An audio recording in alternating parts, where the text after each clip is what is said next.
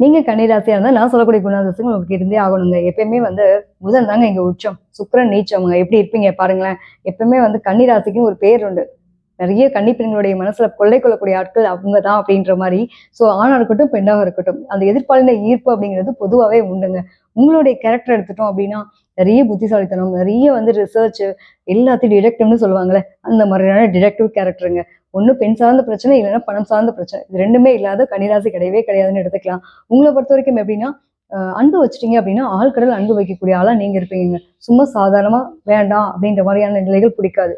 எதுலயுமே தீவிரமா தேடி தெரிஞ்சு நெறைய விஷயங்கள சேகரிச்சு வைக்கக்கூடிய தன்மை உங்ககிட்ட இருக்குங்க.